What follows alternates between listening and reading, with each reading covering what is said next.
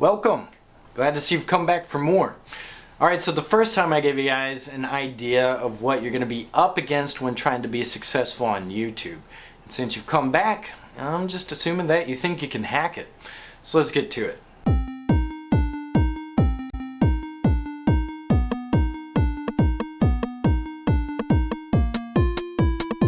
As I mentioned in my first video, I'm not only going to tell you guys what you need to do to try and be successful on YouTube, but I'm also going to be doing it with you. This way you can see the different tools that I use to get stuff done. And one amazing free tool that I use constantly is called Evernote. It's great for storing links, pictures, clips, documents, and ideas, or anything you come across, and just keeping it organized. Plus, it's available for Windows, Mac, iPhone, Android, and BlackBerry, so you can access it anywhere.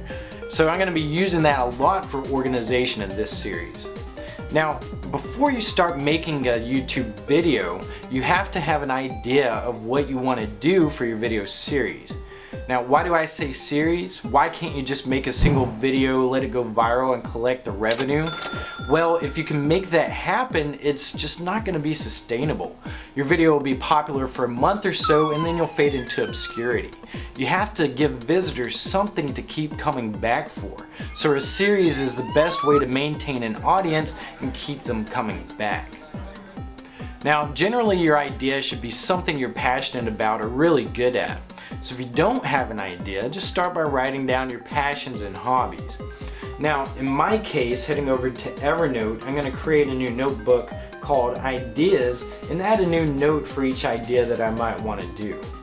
Now, for instance, what I love to do on a daily basis is check out what's new in technology and what's popular on the web. I like to stay on the inside track of what's trending. So I've created two new notes, one for my technology interests and one for trending web topics. And actually, now that I see it like this, I think I can actually combine this down into one topic. I'll just call it Trending Tech News. Now, with an idea in mind, what you want to do is find people out there that already have videos similar to your idea. A good tool to use is the YouTube Browse feature, and find the category that your idea fits into and take a look at the popular videos and the popular channels.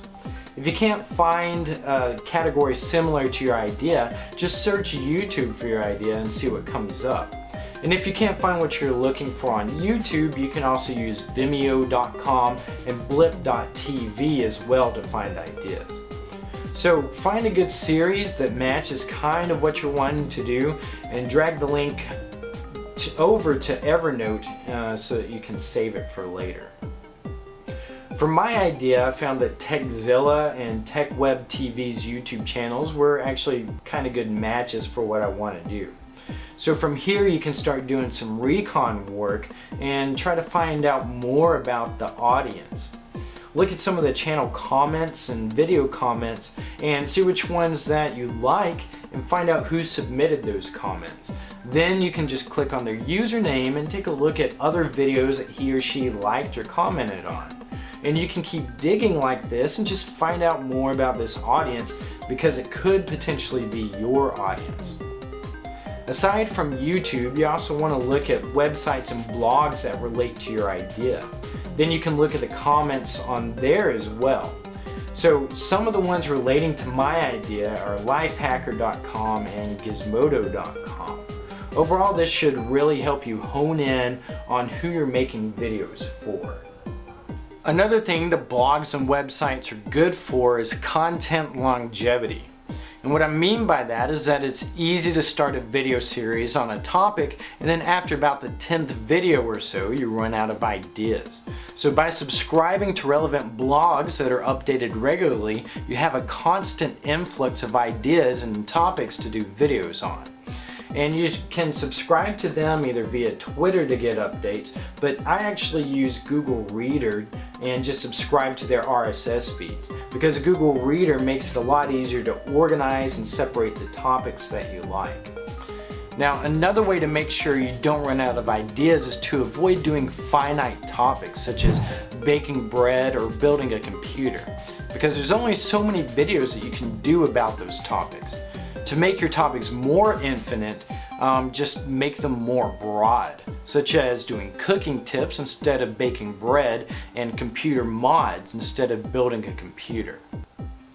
So with this in mind, make another notebook and just call it video topics. Come up with about 10 or more different video topic ideas and use the blogs that you subscribe to get the ideas and inspirations for these different topics. So here's kind of a breakdown for what you need to do for next week. 1, formulate an idea of what it is that you want to do. Then search for videos that are already out there that are similar to your idea. Then research that channel's audience to see what they like and what they don't like. Then you can find websites and blogs that relate to your idea and subscribe to those blogs and websites so that you have a constant stream of topics and ideas. Avoid running out of topics by keeping your video topics broad, and then come up with at least 10 different video topics to get started. And the more you have, the better off you'll be in the long run. So for notes and discussions about this video, please visit the Partner Project webpage at the link below. Alright, get to it, and then we can move on to the next step.